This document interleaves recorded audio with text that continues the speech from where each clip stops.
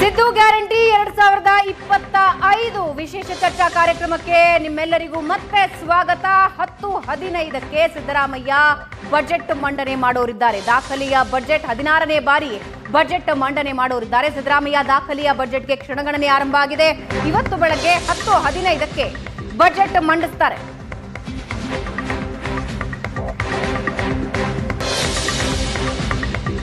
ಸಿದ್ದರಾಮಯ್ಯ ಅವರ ಆಯವ್ಯಯ ಈ ಬಾರಿ 4 ಲಕ್ಷ ಕೋಟಿ ಮೀರುತ್ತಾ? ಗ್ಯಾರಂಟಿ ಹೊರೆ ಇದೆ ಒಂದು ಕಡೆ, ಅದರ ಮಧ್ಯೆ ಜನಪರ ಸ್ಕೀಮ್ಗಳ ಘೋಷಣೆ ಮಾಡಬೇಕಾಗಿದೆ. ದುಬಾರಿ ದುನಿಯಾ ನಡುವೆ ಜೇಬಿಗೆ ಕತ್ತರಿ ಬೀಳುತ್ತಾ? ಸ್ವಲ್ಪ ರಿಲ್ಯಾಕ್ಸೇಷನ್ ಏನಾದ್ರು ಸಿಗುತ್ತಾ? ಬೆಂಗಳೂರಿಗೆ ಸಿಹಿ ಸುದ್ದಿ ಸಿಗುತ್ತಾ? ಹೀಗೆ 10 ಹಲವು ನಿರೀಕ್ಷೆಗಳಿವೆ. ಎಲ್ಲ ಜಿಲ್ಲೆಗಳಲ್ಲೂ ಆಯಾ ಕ್ಷೇತ್ರಗಳಲ್ಲೂ ಅದರದ್ದೇ ಆದ ನಿರೀಕ್ಷೆಗಳಿವೆ.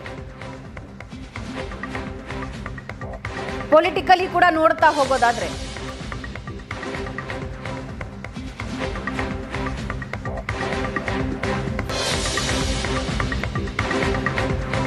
ಒಂದು ಕಡೆ ಸಿಎಂ ಕುರ್ಚಿಯ ಎಳೆದಾಟ ಇದೆ, ಅದರ ನಡುವೆ ಈ ಬಾರಿಯ ಬಜೆಟ್.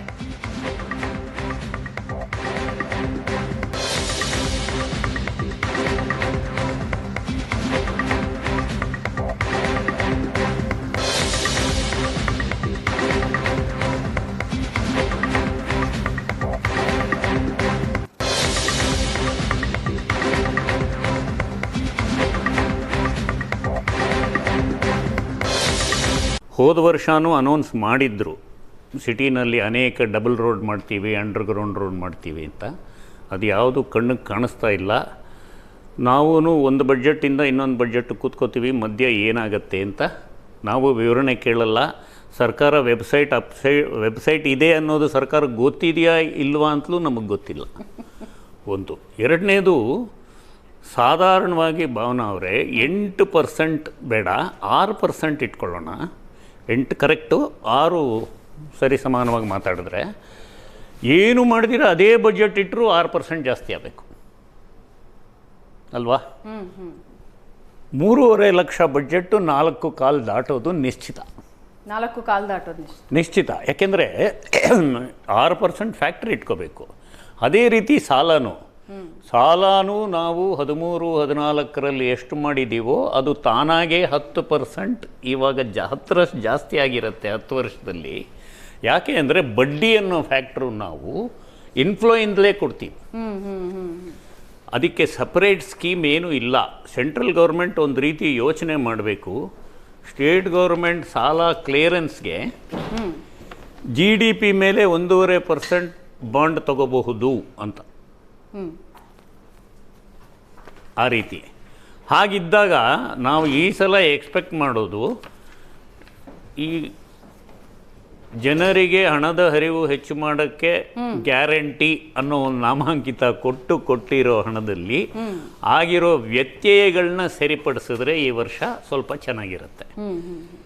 ಬಹುಶಃ 2,000 ರೂಪಾಯಿ ಜಾಸ್ತಿ ಆಗೋ ಸಾಹಸ ಮಾಡಬಹುದು. ಒಂದು. ಬಟ್ ಅಗ್ರಿಕಲ್ಚರು, ಇನ್ಫ್ರಾಸ್ಟ್ರಕ್ಚರು, ಈಗ ನಾವು ಮೇನ್ ಗಮನದಲ್ಲಿ ಇಟ್ಕೋಬೇಕಾದ್ರೆ ನಾವು ಸೆಂಟ್ರಲ್ ಗೌರ್ಮೆಂಟ್ ಅಂದರೆ ಅದೊಂದು ಸಪ್ರೇಟ್ ಜಿಯೋಗ್ರಫಿಕಲ್ ಏರಿಯಾ ಅನ್ನೋ ಥರ ಯೋಚನೆ ಮಾಡ್ತೀವಿ. ಸ್ಟೇಟ್ ಗೌರ್ಮೆಂಟ್ ಅಂದರೆ ಅಲ್ಲೊಂದು ಮಾರ್ಕ್ ಹಾಕ್ಬಿಟ್ಟಿದ್ದಾರೆ ಇದು ಅಂತ. ಬಟ್ ಜಾಗತಿಕವಾಗಿ ಏಪ್ರಿಲ್ 2ರಿಂದ ಡಾಲರ್ ಅನುಭವಿಸೋ ತೊಂದರೆಗಳು, ಭಾರತ ಅನುಭವಿಸುವ ಟ್ಯಾರಿಫ್ಗಳು, ಭಾರತದಲ್ಲಿ ಸದ್ಯಕ್ಕೆ ಅಮೆರಿಕನ್ ಪಾಲಿಸಿಯಿಂದ ಸ್ಥಗಿತಗೊಳ್ಳೋ ಪ್ಲ್ಯಾನ್ ಇರೋರು, ಸ್ಥಗಿತಗೊಳಿಸೋರು. ಅಂದರೆ ಅಮೇರಿಕಾಲಿ 20% ಟ್ಯಾರಿಫ್ ಹಾಕ್ತಾರೆ ಅಂದರೆ ಅವ್ರಿಗೆ ಇಲ್ಲಿಂದ ನಾನು ಅಮೇರಿಕಾಲಿ ಲಾಸ್ ಏಂಜಲ್ಸಲ್ಲೋ ಸ್ಯಾಂಡಿಯೋಗಲ್ಲೋ ಹೋಗಿ ಒಂದು ಯೂನಿಟ್ ಮಾಡಿದ್ರೆ ನನಗೆ ಕಡಿಮೆ ಬೀಳುತ್ತೆ. ಒಂದು. ಮೇಕ್ ಇನ್ ಇಂಡಿಯಾ ಅಂತ ನಾವು ಹೇಳಿದ್ವಿ, ಅವರು ಮೇಕ್ ಇನ್ ಅಮೇರಿಕಾ ಅಂತ ಇದ್ದಾರೆ.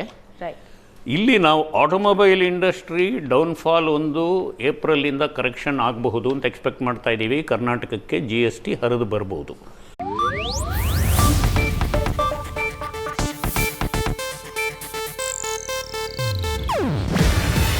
ಇದು ಏಷ್ಯಾನೆಟ್ ನ್ಯೂಸ್ ನೆಟ್ವರ್ಕ್ ಪ್ರಸ್ತುತಿ. ನೀವು ನೋಡ್ತಿದ್ದೀರಾ ಏಷ್ಯಾನೆಟ್ ಸುವರ್ಣ ನ್ಯೂಸ್.